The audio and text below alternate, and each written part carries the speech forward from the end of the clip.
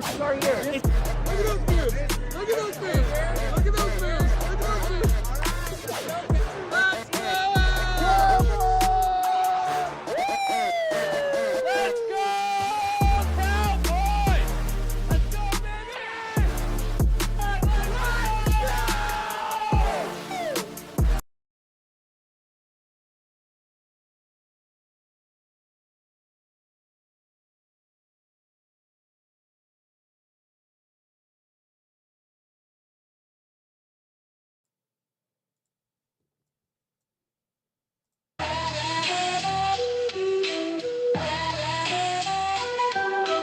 Anthony, Adam, AJ on the block. Dallas Cowboys swag, about to rock the flock.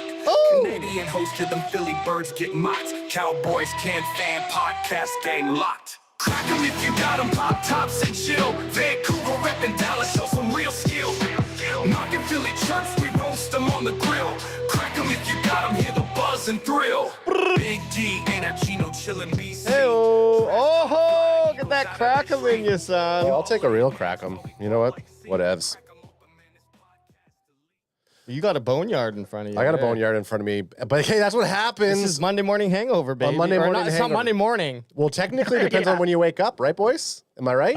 I stopped drinking after the game. I went to bed fairly early, ate a bunch of food, ate a bunch of pizza mid-game. So I felt pretty good today, to be honest. And woke up to that Victory Monday. There's no better feeling than week one Victory Monday, fellas. You ain't wrong about that. 33-17. The Cowboys, as you can see, wrong side of my shoulder. As you can see, the Cowboys 33 and those snaky Browns 17. It felt good, fellas, and it still feels good.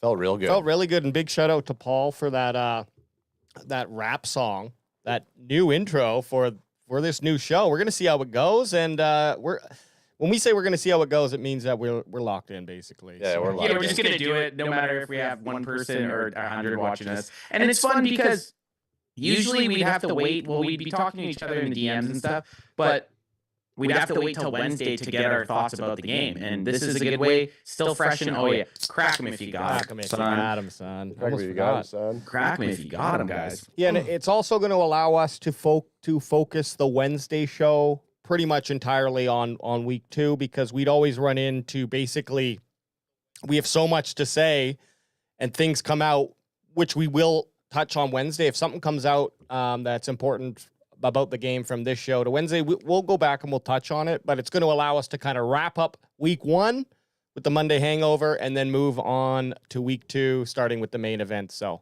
Yep. I like it. It's a this good is way the to go. plan, and you know how we do. You know how we roll, baby. And I mean, like, we had to also say to ourselves, because we're doing it on Monday Night Football, it might not necessarily fare well, but it's more important for us to get that content out there for Tuesday mornings, where Yeah, we're literally streaming during a football game, which is funny. Yeah. But we're just going to give it a go and see how it goes. Guys, 33-17, though.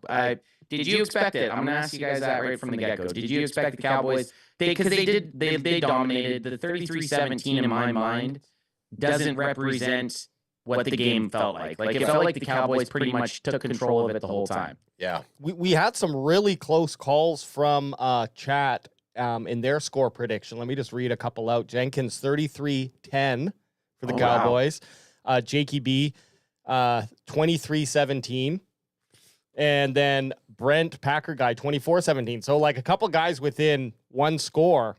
yeah. I was 31-27.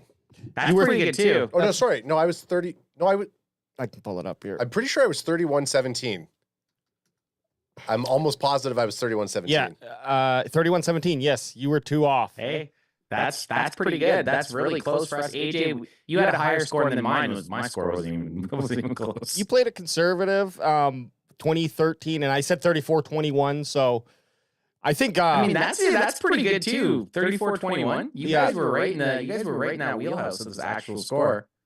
But I think the more surprising thing was on offense, we only had 2 touchdowns. One passing touchdown from Dak Prescott and one rushing touchdown from Ezekiel Elliott, which means, what, do some math for me, guys. 19 points came from special teams or defense.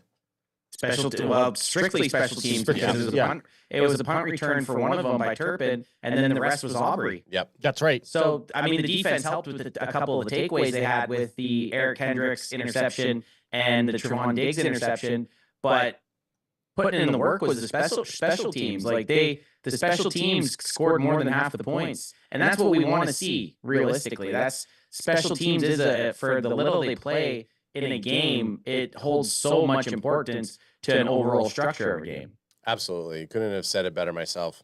I think when you look at a game like that where a guy like Brandon Aubrey can put up 15 points, it's so meaningful to and regardless of special teams putting up that amount of points for us, I still think we would have we were still going to win the game. The Browns never seemed like they were in control ever. No, and I was actually Bryson it's a really good show to watch on the Grid Network, Carving It Up. With Bryson, he does a kind of a full recap of the week, and he had a really good little segment on the Cowboys. Obviously, he said his heart was shattered when he woke up, or around 11 o'clock his time when he saw the news that Dak Prescott had been signed, because he was he thought they were going to the Steelers. He thought that they would be in contention, right? He's really hoping. But anyways, he did this really great breakdown on the Cowboys, and he loves Dak. He's been following Dak his entire career, and I think some of the there's been. If anyone has anything negative to say, which, hey, Cowboys Nation will find a way, it's that Dak Prescott's stats weren't elite. And I think, if I remember correctly, we kind of touched on that a little. But the question I have for anyone, and Bryson, I think, kind of had the same thoughts as well, is did he not play? I think he played smart. He didn't play to lose the ball. The Cowboys were never in fear or need to make a big play that had a lot of risk on it.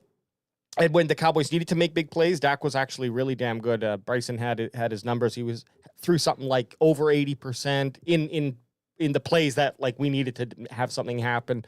Bunch of yards, most of his yards came from those plays. Otherwise, I think Dak was just playing it really, really smart. The Browns never put the Cowboys in a position where their arm was twisted and they had to do something a little bit more risky. So, well, you said that the Cowboys had 2 touchdowns, a rushing by Ezekiel Elliott and a passing to Brandon Cooks, and that after they got those 2 touchdowns, you're right.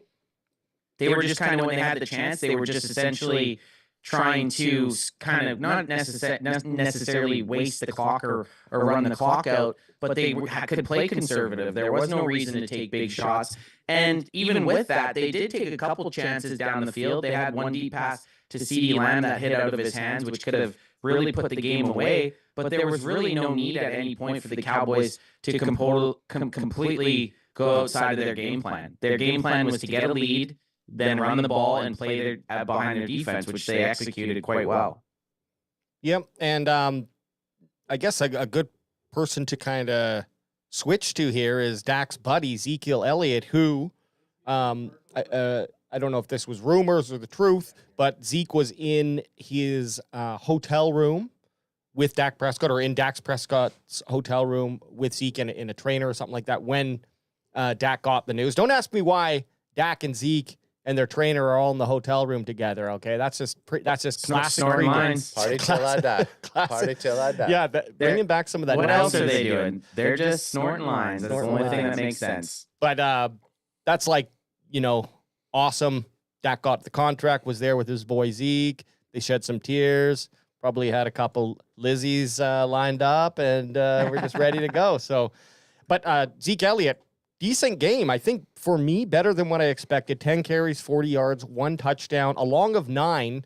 So he was doing a bunch of consistent runs. He didn't break off like a 20-yard run and then go 10 yard or 20 yards for the rest of his 9 carries. And I don't think he caught the ball. No. Oh yeah, he did. 2 catches, 9 yards. So solid game. Is that the running back that we're looking to have lead the team? Might have to be, because Rico Dowdle 8 for 26, 3.3 yards. So Dowdle had his chances as well. But just the final thought here, is the Cowboys did breach that 24 carries. They got 25 carries for 102 yards, 4-yard average, 4.1. Hey, man, that's what we always said. Anything over 4 yards per carry, even if it's a running back by committee, we'll take it. That's kind of the bar that the NFL teams and fans look at, is that 4 yards per carry, and the Cowboys got it as an overall running back room. Yeah, and on the Cleveland side of the Cleveland Brown side of the ball, Jerome Ford, their lead back, 12 carries, 44 yards, 3.7 average. He did get a touchdown, but overall the Cowboys kept Cleveland below 100 yards, and the majority of their quality running came from Deshaun Watson, 5 for 39 and an average of 7.8. So he's still got legs. Deshaun Watson looked just not good. out of sorts yesterday. He looked like shit every time they cut to him on the sideline. He didn't look like he wanted to be there, but he had no room to go. There's that one clip that's going around with him trying to scramble to the right and DeMarvion Overshown just shooting out of nowhere. You're right. And just closing the gap, actually beating Micah Parsons to Deshaun Watson. So you have Deshaun Watson rolling out, Micah kind of trailing him, and then out of nowhere, this rocket just shoots out, and it's DeMarvion Overshown to take him down for a tackle behind the line of scrimmage. So, man, one of my biggest takeaways from the game is that we have linebackers. Yes. We have multiple good linebackers. So much that you didn't even, AJ, I remember you calling out mid-game being like, is Damone Clark even out there? Because it was predominantly Eric Kendricks and DeMarvion Overshown making the plays when the linebacker needed to be making plays. And that was one of the problems last year. One of our only linebackers on the team was Damone Clark. So to have these two dudes in DeMarvion Overshown and Eric Kendricks, who led the team at 1 and 2 in tackles, it completely stood out on film to me, and I'm really excited to see what those two guys are going to do next week. Yeah, because when you look at their stats, when they put their stats up, I think the linebacking core, like Kendricks, Overshown, and even Micah, they all stood out with some solid numbers. Not the only guys on the team, but like you said, it's nice to not just. It feels like we have a group of linebackers versus just the one linebacker, which is kind of what we want. And they were making plays behind the line of scrimmage. It was very rare that we had a linebacker making a play behind the line of scrimmage last year, so it's nice to see. I am trying to find that clip because I know we shared it. I think I just found it here. Awesome. Okay. Awesome Richards, or? I mean, shit. But you could start calling him that. Let me get this mute off. I've always said Micah Parsons is just a blur. Nobody chases quarterbacks with more speed and recklessness than Micah Parsons, until I saw Overshown hit the gas pedal right here. Like, this speed, I didn't think anybody could beat Micah to the ball like that until I saw this kid get a chance to start here in his second year. Boy, he showed up, and that speed is real. Micah, D-Law, and Overshown all in a grouping there. That's deadly. That's scary, man. Well, we got 6 sacks yesterday. Overshown 1, Kendricks 2, Lawrence 2, and then the Lion himself, Micah Parsons, got 1. So it's funny. It didn't feel like 6 sacks, though, did it? Like, when I think back to the game, I mean, we were also drinking at the time, but the main one that I remember is the Micah Parsons sack. But besides that, I have a hard time remembering the other 5. Maybe it was because Deshaun Watson was running, like he was kind of scrambling, so it didn't feel like a traditional sack. But 6 sacks in a game, guys, that's pretty nice to see, because the Cowboys went through some spells last year, and I know in a couple years prior, there's been at the start of the years the Cowboys have had these very inflated sack numbers, and then kind of dwindled down the road. So I'm just excited to see if this will kind of keep at pace. Like 6 is that's a very nice number to start off the season with. 6 is and a magic number. 3 of those sacks. Well, let me just say this while we're looking at defense here. Overshown and Kendricks, 2, let's call them new additions to the team this year. Even though Overshown was on the team, he never got to play. They combined for 20 total sacks, 20 total tackles. Sounds like They a were Saturday busy. night for AJ. 20 total tackles, 3 sacks, 2 TFLs, 1 pass deflected, and 4 quarterback hits. What a menace. That is, guys, and that's against a quarterback that's mobile. Yes. Yeah. Like, wait, they left some sacks. The team left some sacks on the board. Again, another sexy Saturday night. There were some sacks left out on the board where Deshaun Watson scrambled and got away. So you start putting a quarterback that's not as, agile or mobile, you could put a couple more into that. The other thing that I saw someone post, and maybe I didn't see it that posted, but the idea of like this being two new guys, like two backup tackles on the line. Mhm. Well, they played a majority of last season with those tackles, and they were 11-6. So for people already trying to use the excuse that, oh, this is the only reason the Cowboys did so well was that we had two backups in there. Well, they had two backups in there last season, and Joe Flacco took Like, you mean the Browns tackles? The Browns tackles, yeah. And that's true. Like, I'm not going to expect this moving forward, 6 sacks, but I am. but the addition of the mobile QB kind of makes it feel a little better, right? Right. A little bit of a wash. And that's good to know that they have played. Cowboys too. We had 2 rookies, and they Right? So Exactly. It can be done. To say that it can be done, and just to look at the stats of the Browns, how many sacks did the Browns get on Dak? 3. 3. So I mean, that's pretty good. And I shared in the chat the Cooper Beebe stat where he didn't give up a single pressure yesterday. Huge. That's right. Let me pull that up. That's pretty amazing, man. Like, to not give up a sack is one thing, but then to not even go and give up a pressure on your first game as a professional football player at a position you didn't play in college, like, that is pretty impressive. Yeah. So the lowest pressure rates allowed by rookie offensive linemen in week 1, minimum 10 pass block snaps. So lots of conditions here, okay? Cooper Beebe, 0, as well as Zach Fraser on Pittsburgh and Talise Fuagua on New Orleans. And then Tyler Guyton, not too bad when you consider who he went up against. Allowed 2 out of 36 pressures. It's 5.6%, but still made that list. So, and really only allowed 1 more pressure off of 7 more snaps than Joe Alt.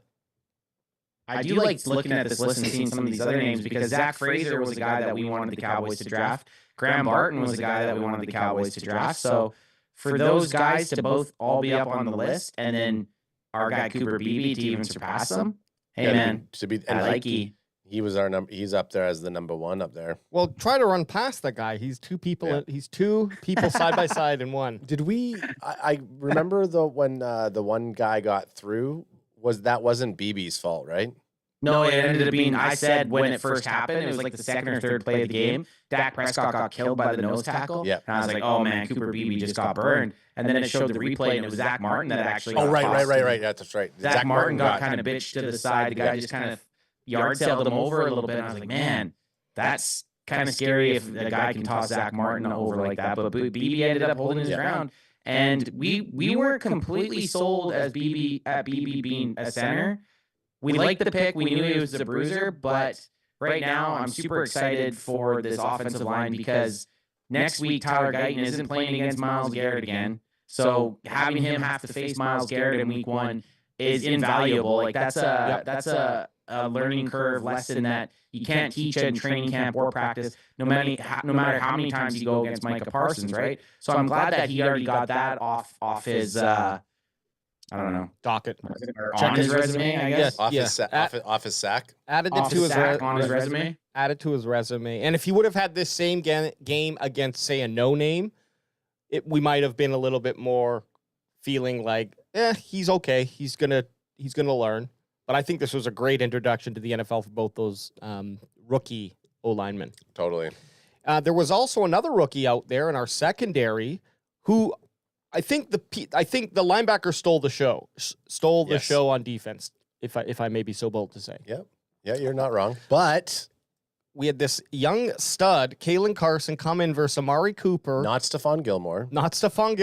Who confused us. Not Ezekiel. Confusing us out there with number 21. That jersey. Did it kind of fuck you up a couple times? Oh yeah. Oh yeah. A couple times I was like, who the oh right. I mean, Zeke Even looks, though we Zeke knew looks that he svelte. had changed it, even Yeah. though we knew he had changed his number, it's like when you see it out of nowhere, because when we saw Kalen Carson in camp, he was 41. Yeah. And you kind of get accustomed to using that or seeing that. And then, that 21 just pops out of nowhere. And it kind of threw me off a couple times. You're like, Zeke, what are you doing? Why are you Yeah, so far out? Zeke. But here's Kalen Carson's number. 9 targets versus Amari Cooper here. 9 targets, 2 receptions for 16 yards allowed, 2 pass deflected, and of course, no touchdowns. There was that deep pass, though, that went right through Amari Cooper's hands, and he should have had that. It would have been a touchdown. I don't think it would have changed the outcome of the game at all, but it would have put 6 more points on the board for the Browns. But hey, it didn't happen, and that, this is the NFL. We don't. It's not horseshoes or hand grenades. And his nickname is Seatbelt. Seatbelt, yeah. I like it. I might go for if we're doing rooks. I might do a Kalen Carson jersey.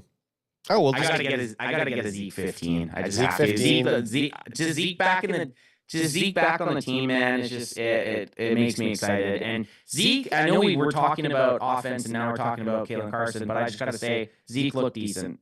That's all I want to say about that. That's all I have to say about that. All right. And that's all I have to say about that. All right. Well, we I don't think there's really much more to touch on with the defense. We kind of went through it all, and a lot of the talk was going to be about Overshown and Kendricks. Did you want to go back and look at the wide receivers and rushing and just have a one last thing about defense? Okay, yep.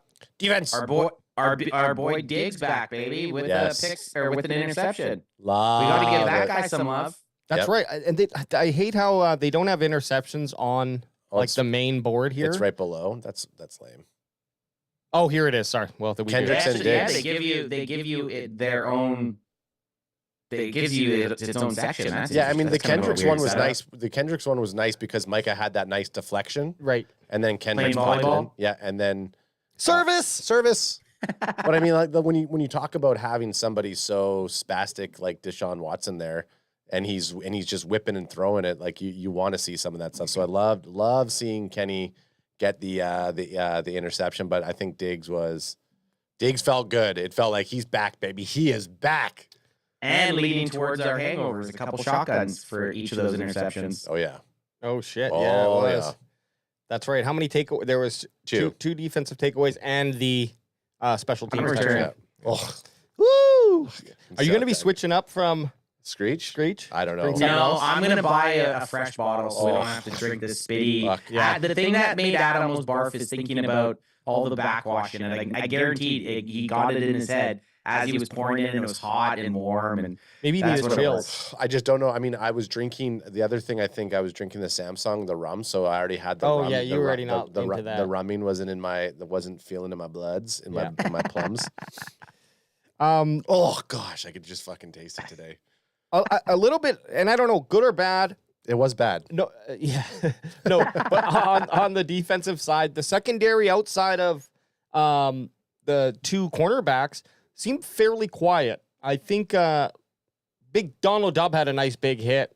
Clean the guy out. Clean the Clean guy him Oh, right man. out. But otherwise, maybe it's just because they never really needed to get involved in the game and anything spectacular. Yeah. The ball wasn't being thrown much deeper than like a couple yards, right? So Didn't see any Wanye Thomas, didn't see any Marquez Bell, because you don't have to rely on your safeties to make tackles. Well, that's what they're How called. nice- They're how called nice- safeties. In Zimmer's Exactly. defense, you don't want to see those safeties unless they're absolutely needed in that. It's just so nice, man. It's wicked. One thing though, when we were looking at the interceptions, I did notice on the Brown side, guess how many interceptions they had? Zero. Big old fat 0. So that's always nice too. Looking back at Because us, they're the 6th ranked defense from 2023. Ooh, rack 'em if you got him. Crack 'em if you got 'em, son. Whopper says Canadians barf. Well, just for how gross it was. It wasn't Screech even. will make anybody barf. Oh yeah. yeah, it's a rough one. I'm actually growing a little bit of a liking to it, though. I don't know what's wrong with me. No, because you're that Samsung guy. Yeah, that is true.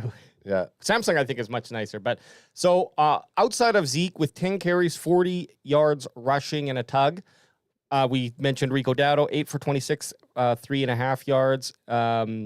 on average. And then CeeDee Lamb had 3 carries for 25 yards as well. All those Yeah, jet sweeps. 8.3 yard average. So, and that was along a 12. So he had some really good action in the game outside of even passing. Like he got another 3 carries. And is this something that you think we're going to be seeing more frequently, or was it just the nature of the game? And you know, It might be one of those things that they're putting out there so that when they go to run it, teams play it, and then they do something else. Yep. Watch for it. There's going to be a double reverse coming out of that, or a reverse. Lamb or- to Lamb and Turpin. Yeah, and then maybe Lamb throwing one. Like it feels like they ran it 3 times because they're trying to set something up Yep. in the future, and it was good that CD had success with it. Yeah. And I should But tag when on you see that. him motioning, they're gonna bite on it. Yeah, and I should tag on to that. Brandon Cooks also had a rush for 5 yards. So there's 4 wide receivers who rushed the ball on Sunday night. Interesting. Yeah. Yeah, that's very interesting. What What was the longest run? longest run was by CeeDee Lamb, 12 yards. Okay. Not great. Like we don't really. That's don't wanna not see something we like to see, but we don't really have that burner. Like I guess Rico Dowdle's got some speed, but we're not expecting Zeke to be running for 25 yards. No. He's kind of just going to be that.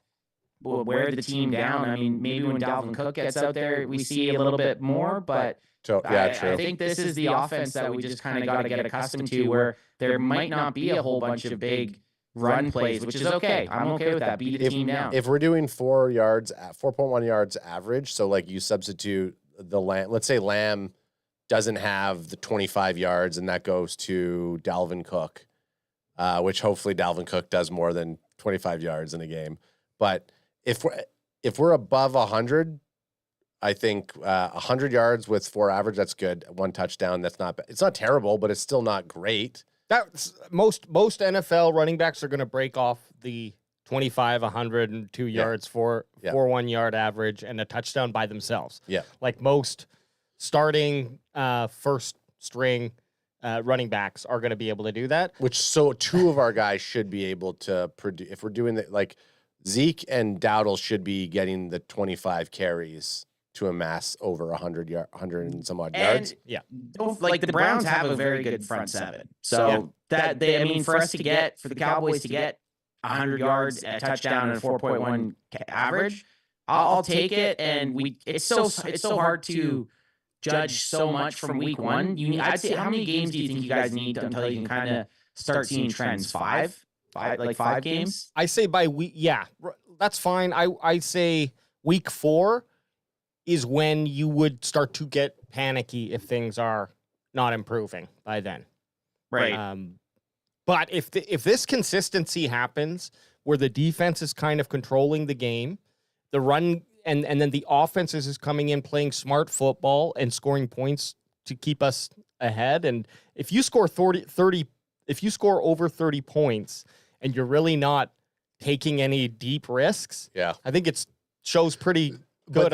The offense is the defense is either doing awesome and special teams is putting you in positions to score quickly, or you're just not you're never in any sort of threat. I don't know if we're going to do it tonight, but remember that time when we were looking at PFF and you could see all the throws that Dak would make? Let me have a Because look. I thought Dak did make a few long throws yesterday. It just never connected. I thought it.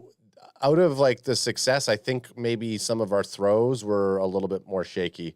While Alex is looking at that, though, Michael Clark in chat says, Dowdle isn't an in-between the tackles runner. Him and Deuce need edge rushing schemes. Yeah, I don't mind that. I mean, again, Deuce Vaughn only got the 1 carry. Wouldn't have mind seeing maybe another 1 or 2 chances for Deuce. Again, the Cowboys offense played into what they needed to. They didn't try to really take any crazy chances because they had the lead for most of the game, which Why do that to yourself? But it will be interesting going forward to Do you see think what they can do, what the offense and the running backs end up doing. And maybe that's why we saw 4 like jet sweeps or 4 reverses or whatever anyone wants to call them. I call them a jet sweep. Well, maybe we saw that because we were up, down, around town. Up, down, around town, and in your.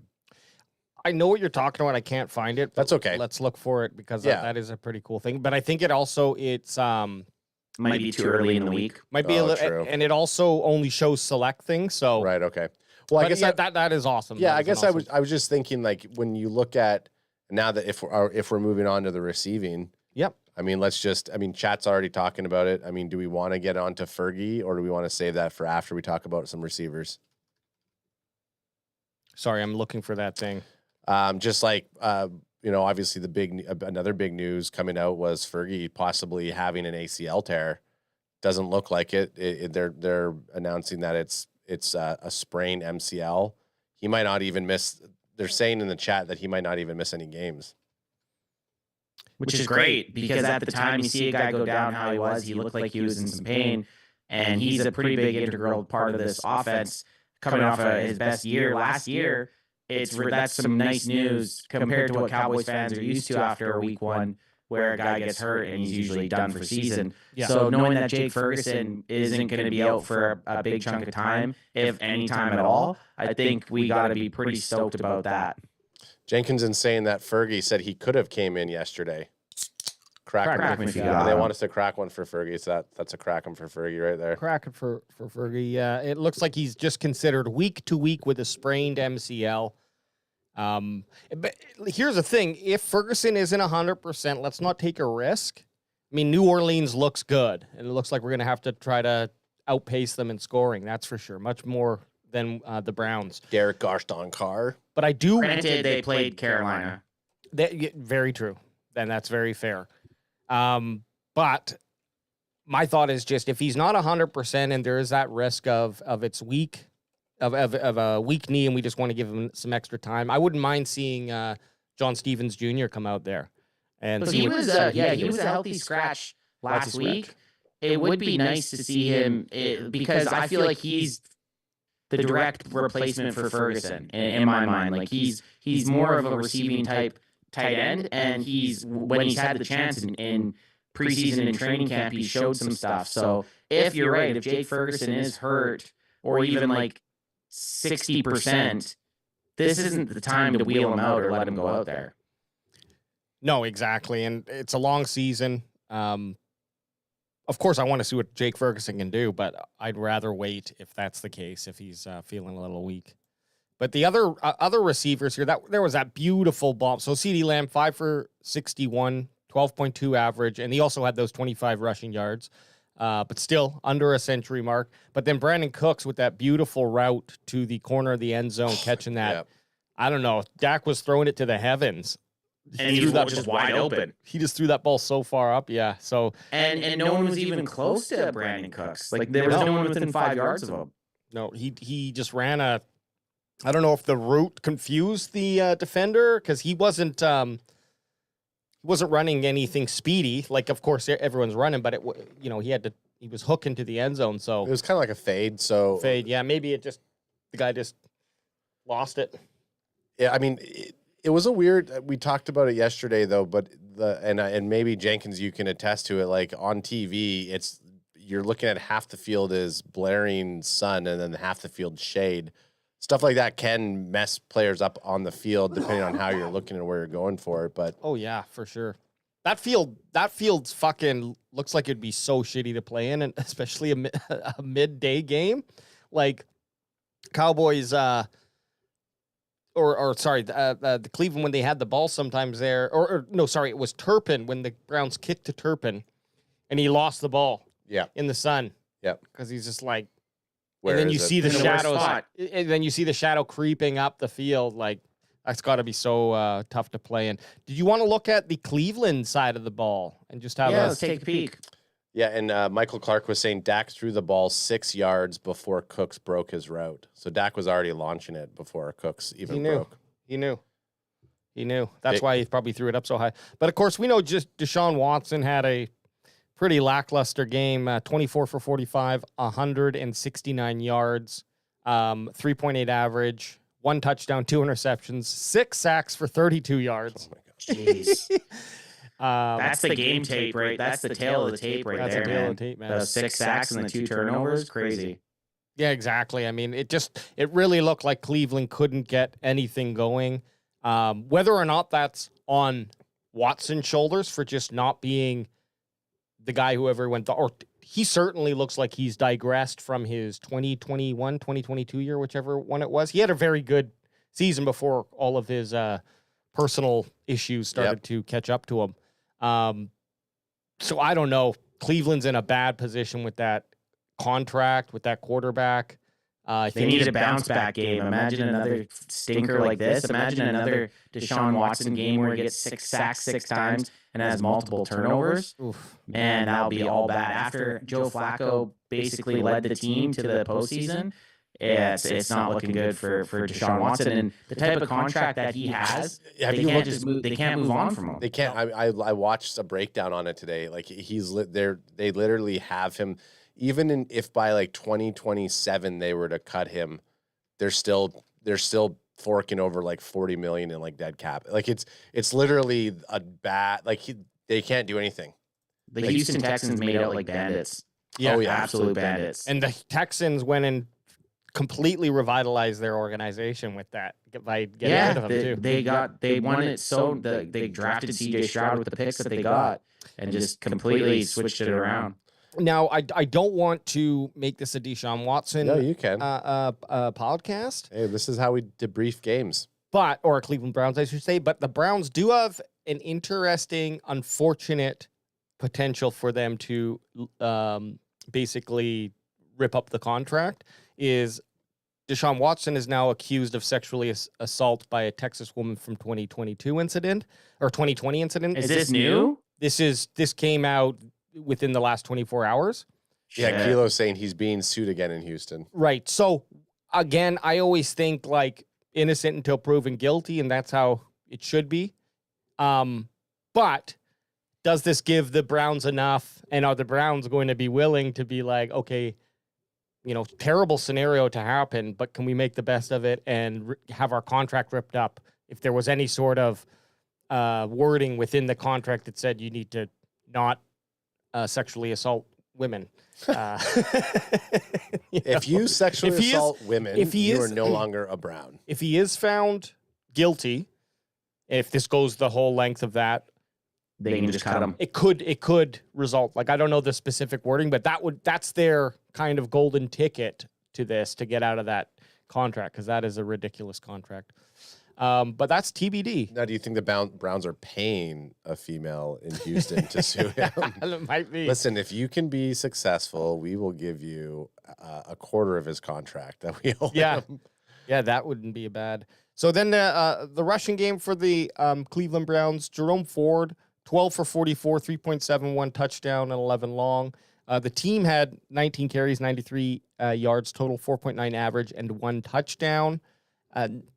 Nothing really crazy there. I think the defense played very well. I would have loved for Ford not to get that touchdown, but at the end of the game, it was mattered. garbage time touchdown. Yeah. It meant by the time, that's what I mean. Like that 17 is a lot. It's a lot nicer than what the game actually was. Absolutely. Totally. Like it's sure 33-17, but it was a 33-10 game. Like that's what it felt like. Like not at one point. Well, I thought it was 33. I totally thought it was 33-10, and then when I'm sitting here now sober, I'm like, wait a second, my score was 31-17. I was the closest one for that score.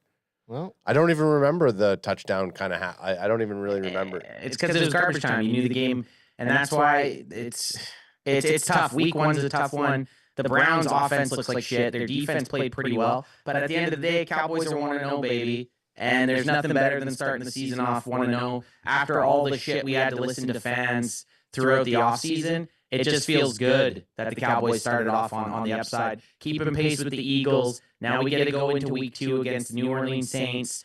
We're going to be back. Are we doing main event still Wednesday nights? Is that what the plan is? yeah. Yeah, Did we talk about changing that, or no. Okay. I think it'll be you and Alex this week, and then I'll be back in regular program. Alrighty. So sucking back that burp. any final thoughts on the game before we move on from it, or we nailed it? I was happy, man. I was happy. I'm glad football is back, baby. We're back. We're so back, baby. We're gonna have a good one coming up here against the New Orleans Saints. They they won their game, so we're 2-1-0 teams fighting for that baby. Super Bowl, baby. Hey, if you know somebody that's not a Dallas Cowboys fan, we got something. You go ahead and tell them. You can tell them to go fuck themselves. Crack them if you got them, son. BC. Trash talk flying eagles out of their tree. Yep. Y'all laying eggs while we ball like Zeke. Crack 'em open, man, this podcast elite. Crack 'em if you got 'em, son. Tops and chill. Vancouver reppin' Dallas, show some real skill. Mock and Philly trucks, we roast them on the grill. Crack 'em if you got 'em.